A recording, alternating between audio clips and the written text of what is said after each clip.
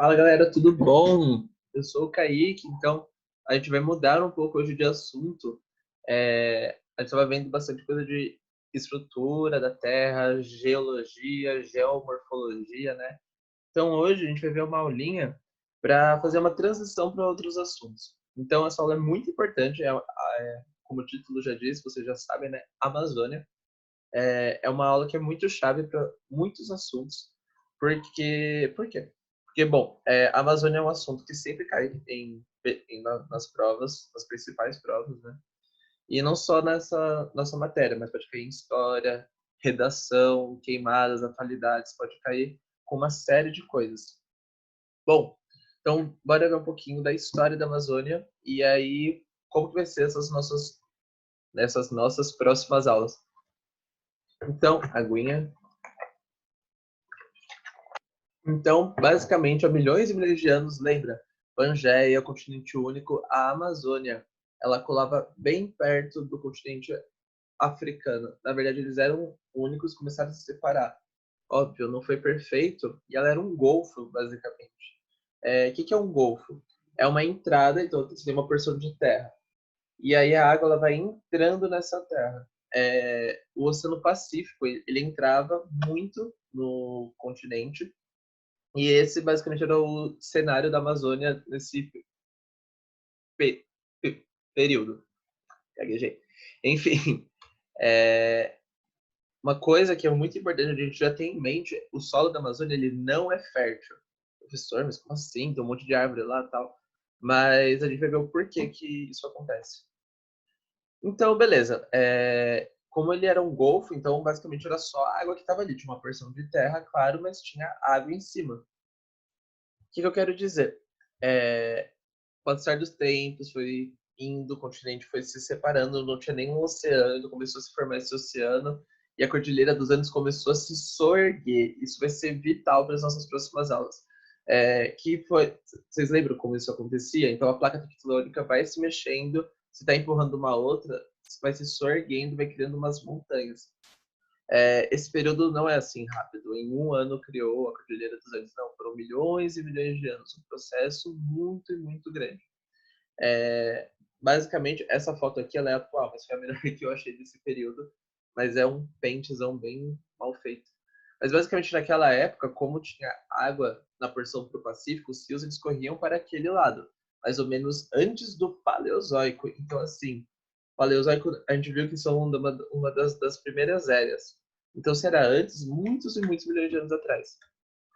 Então tá, beleza. Então, depois disso, os continentes se afastaram, formou o Oceano Atlântico, a Cordilheira dos Andes se soergueu, e aí ela tampou basicamente esse golfo.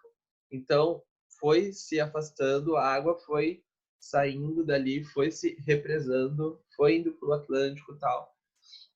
E hoje, basicamente, a gente não tem rios que correm para o Pacífico, porque a gente tem uma cadeia de montanhas gigantes ali. Então, todos correm para o Atlântico. É, Beleza? Então, essa foto é atualmente, então a água ela corre para o Atlântico, de dentro do continente para o Atlântico. Isso é bem importante.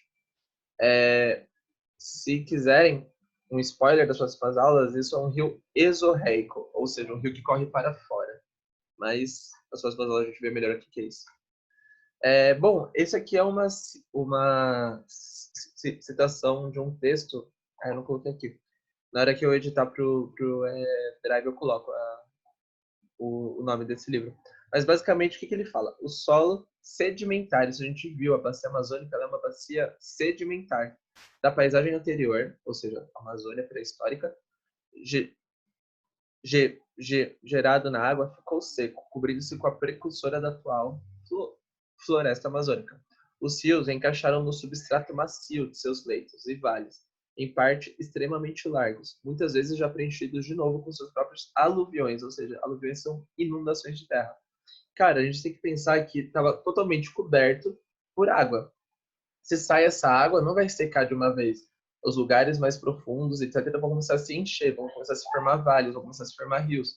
Só que lembra, o terreno da Amazônia ele é muito reto, ele é uma bacia sedimentar, não é totalmente irregular. Então, o que aconteceu? Basicamente, foi se encaixando ali, um pouco a colar e tal. e as árvores começaram a aparecer ali onde que estava. Era um terreno que era basicamente areia, resto de sedimentos, e estava seco lá. Então começou pouco a pouco. A gente vai ver melhor como que é a vida se dá na Amazônia. Então, primeiramente, uma coisa muito interessante que acontece, eu deixei um vídeo aqui, o deserto do Saara, ele... Opa, o que eu fiz? Não, tudo certo. Tá, tudo certo, eu acho. O deserto do Saara, ele fertiliza não só a Amazônia, mas muitas partes do mundo. Cara, como assim? Sair areia do Saara para outros continentes? Sim. O documentário que eu tinha falado para vocês, que a gente tinha no Netflix e tal, fala exatamente isso. A Terra é um ecossistema muito grande, muito vivo, onde cada parte depende da outra. Se você vai mexendo em uma parte, você vai afetando o mundo inteiro. Então, sim, o deserto tem importância para a vida em outro continente. Isso é muito importante. Como? Basicamente, na areia são partículas químicas muito pequenas, muito, muito pequenas, e aí, quando elas entram em contato com água, com outras plantas, sofrem diversas reações e isso serve para fertilizar o solo. Lembra que eu falei que o solo da Amazônia não é fértil? Uma das razões que a vida se deu foi justamente essa, graças à fertilização do solo maciço, essa entrada maciça de fertilizantes naturais, né? Que o solo começou a ficar um pouco melhor para aí pequenas plantas começarem a nascer, etc. A Amazônia hoje, então, quando a gente pensa na Amazônia, a gente pensa, mano, como assim não é fértil? Olha só quanta árvore, quanta vida que tem. Bom, basicamente assim, se a gente pensar, o solo não é fértil, começou a fertilizar, começou um pouco de água, começou a crescer pequenas plantas. Essas pequenas plantas vão morrendo, adubam o solo, vão crescendo outras plantas. Plantas maiores vão crescendo e aí morrem e só é verde e adubo para outras plantas. Esse processo acontece até hoje. Eu não achei nenhuma foto boa, mas tem muitos vídeos da Amazônia, coloca assim lá, Amazônia Expedição no YouTube, sai vários de pessoas andando no solo da Amazônia e é muito fofo, é uma cobertura muito grande de folha. Folha é matéria orgânica, ela vai fertilizando o solo e isso faz com que novas árvores elas cresçam. A gente vê uma cobertura de árvores muito junta uma das outras, criando uma cobertura muito grande. Aí nessa foto aqui a gente pode ver, é muito escuro dentro, o sol ele não chega. Então as árvores elas já têm que competir por a luz do sol. Só que além disso elas criam como se fosse uma mini estufa, porque é um clima quente e úmido. Então matéria orgânica, mais calor, mais água, cara, isso é perfeita para decomposição. Por isso que aquela matéria orgânica em decomposição é muito rápido, por isso que crescem as coisas muito rápido. É muita chuva, calor, ou seja, o clima propício. Mas, de novo, o solo em si, ele não é fértil. O que fertiliza são as próprias árvores e animais que morrem, enfim. Então, cada árvore, ser vivo, ele tem o seu papel importante. Então, aqui são os status da flo, flo, floresta. Então, basicamente, as árvores elas servem de cobertura às maiores, elas protegem as menores, que protegem as menores, que protegem as menores, que protegem as pequenas ervas, as pequenas coisas em decomposição. Suave, beleza? Deixa eu tomar uma aguinha aqui. Beleza, seguindo. Hidrografia, rios aéreos e chuva. Cara, Amazônia a gente já lembra umidade, chove pra caramba, é calor, etc. O que a gente tem que ter em mente é que essa umidade não se concentra só lá. Lembra que eu falei que a Terra é um ecossistema muito grande? A chuva da Amazônia reverbera na chuva daqui de São Paulo. Como assim? A gente viu um pouco disso no ano passado, mas bom, basicamente o que acontece? As árvores elas estão soltando vapor da água a todo tempo, fazendo trocas gasosas, etc. Vai se formando nuvens, essas nuvens elas chovem e precipitam. Só que antes de formar essas nuvens e antes dessa chuva tem uma grande concentração de vapor da água. Esse vapor da água, os ventos sopram e aqui a gente vê o caminho certinho que passa pelos Andes, o Andes barra e ele volta para o Brasil, principalmente centro-oeste e sul. Basicamente a gente não tem uma grande densidade, uma floresta grande no sul que faça isso. Então, a Amazônia, a chuva que a gente tem, o nosso regime de chuvas totalmente do centro-oeste e do sul, vem por causa dela. Sem ela, se acabar assim um dia, a gente vai ficar sem chuvas por muito tempo. Beleza. Aqui tem um documentário de meia hora, ele é muito bom, muito bom mesmo, sério, tipo, aí na quarentena, quando acabar a aula, ou amanhã à tarde e tal, dá uma olhada, assiste ele e tal, chama a família, tá, pra assistir, é super legal. Enfim, rios aéreos. Então aqui é um outro esquema que eu deixei aqui para vocês verem. Então a árvore evapora a água, também outras partículas que ajudam a formar nuvens, fazendo essa chuva da água voltar para a Terra. Isso é um ciclo, só que pensa, tem o vento e o vento ele leva para outros cantos. Suave. Algumas confusões que envolvem a Amazônia. As florestas tropicais, elas não são o pulmão do mundo. Isso é uma expressão que alguns textos usam, é mais antigo isso, mas basicamente o pulmão do mundo é entendido como onde que está a produção de oxigênio do mundo. A gente sabe que as plantas elas soltam o oxigênio, então pensaram, onde tiver mais plantas, mais árvores, é onde vai estar a maior concentração de oxigênio e o mundo ele tem graças a essas plantas. Não é isso. Os maiores produtores de oxigênio são os fitoplânctons e os zooplânctons nos oceanos. São basicamente pequenos seres minúsculos, pequenas algas que ficam na superfície da água e elas fazem trocas de gases que soltam muito oxigênio. E, cara, o oceano ele cobre a maior parte do nosso mundo. Então, sim, mesmo eles sendo pequenininhos, eles estão ali e cobrem a maior parte do mundo. Então, eles que são os verdadeiros pulmões do mundo. A floresta tropical, ela tem muita vida, muitas árvores, então todo o oxigênio que ela produz, ela mesma consome. Só que o que acontece? Isso a gente percebe que o quão delicado que é. Se a gente começa a tirar muitas árvores, ali vai começar a faltar coisas para as outras árvores que vão começar a morrer e aí é um processo em cadeia. Só que o que acontece? Lembra da chuva? Cara, a chuva é importante para o nosso país por questões óbvias, assim, chuva a gente consegue plantar coisas, mudanças de temperatura, Bauru a gente sabe o quanto é quente quando chove, dá uma aliviada, enfim, pensa isso numa escala de país. E aí começam as nossas questões ambientais. As queimadas, o desmatamento na Amazônia tem crescendo muito nos últimos anos, na verdade no último ano, para ser mais específico. Mas por que isso é tão importante? A chuva, aqui, essa matéria é bem legal. Então, ela fala que em São Paulo teve uma consequência muito grande. A gente. Calma aí. Se vocês lembram, no ano passado, aqui na região de Bauru, ficou dessa cor aqui o céu, por uns 2 dias por aí, dessas as queimadas. Por quê? Por causa disso, essa questão de rios aéreos. Então, queimadas estavam acontecendo lá no norte do país, vieram para o centro-sul.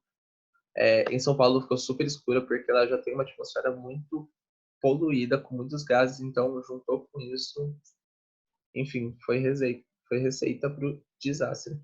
O que acontece também, além de influenciar nas chuvas? Cara, lembra que eu falei, o solo da Amazônia não é fértil. Se você tira as árvores, que são a principal fonte de matéria orgânica que volta para o solo, vai sair um solo de areia, basicamente. Arenização. Esse é um processo muito importante, a gente vai ver mais nas próximas aulas. Mas basicamente, o que quer dizer? Quando você tira uma cobertura vegetal, o solo ele fica totalmente exposto a sol, a chuva e tal. Ele vai começando a rachar, ele vai sendo um processo de arenização. Faz uma experiência em casa. Não faz em casa não.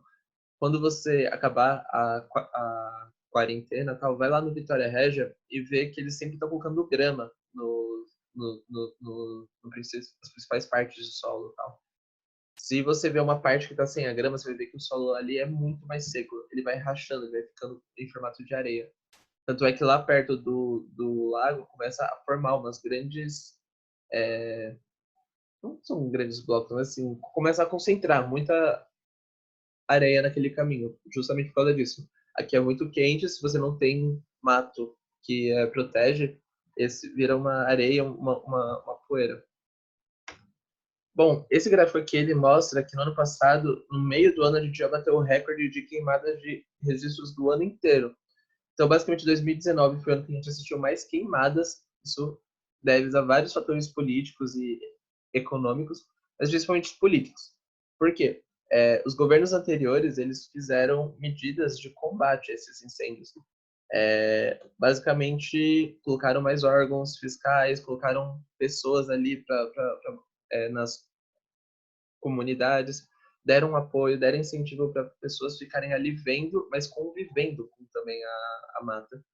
Quando você tem um governo que tira dinheiro por causa de, enfim, crise, por não concordar com essa visão de que tem que ter ali pessoas que falam assim, não, desmata, porque é só mato e tem que trazer um desenvolvimento econômico. A gente assiste a queimadas muito mais fortes. Então, no meio do ano, a gente já tinha batido o recorde de todos os outros registros dos outros anos. Então, isso é bem preocupante. A gente vai assistir um período mais de seca, que não vai chover tanto aqui, principalmente em São Paulo, onde a gente está, por causa disso. Aí, bom, aqui eu já falei um pouquinho. Então, beleza, as queimadas são ruins do ponto de vista ambiental, porque, questões óbvias, você está degradando um ecossistema muito grande. Do ponto de vista social, cara, diversas doenças, asma, bronquite, etc., começam a aparecer nesse período, não só para as pessoas que estão lá, mas quando vem períodos muito secos, as pessoas começam a ter picos muito grandes. Às vezes tem muita morte também de idosos e crianças, porque são pessoas mais frágeis para essas doenças. Sei que a gente está num contexto de pandemia, então fica até esquisito você ouvir outras doenças, mas sim, isso ainda é uma causa de doença. E do ponto de vista econômico também, porque pensa, no centro-oeste é onde concentra as maiores partes de plantações que a gente tem, que é o nosso cargo-chefe em exportação. Então, soja, milho, que a gente até aqui planta e tal, tudo no centro-oeste. Se a gente tira as chuvas, o regime de chuvas do centro-oeste, cara, a gente vai ter um grande desertão, sabe? Então, vai ser ruim. É, essa série de vídeos que eu coloquei nesse link aqui é de um canal chamado Vox. Ele é em inglês, mas tem legendas em português. E basicamente ele conta tanto questões de destruição de comunidades de dentro da Amazônia, o que vai acontecer, consequências, enfim. Muito bom esse site, eu super vou usar nas próximas aulas, eu super iria mostrar caso a gente tivesse tendo aulas presenciais, mas enfim, conto com vocês para assistirem. Então, enfim, gente, essa aula serve tanto para vestibular, principalmente para ter uma consciência de defender a Amazônia. Chega desse discurso de, é só mata, tudo bem, a gente colocar lá uma cidade. Por que não? Não é só colocar uma cidade lá, você vai afetar o país inteiro se você tirar. Essas árvores, elas são vitais para a gente. Então, vou ficar por aqui hoje, gente. Hoje não tem exercício dessa parte, hoje é mais uma aula de reflexão, tal, de informação, é muita coisa, né? Já já vocês têm que assistir a próxima aula também, então eu decidi importar mais os assuntos. Belezinha? Então, valeu, gente. Tchau e até a próxima.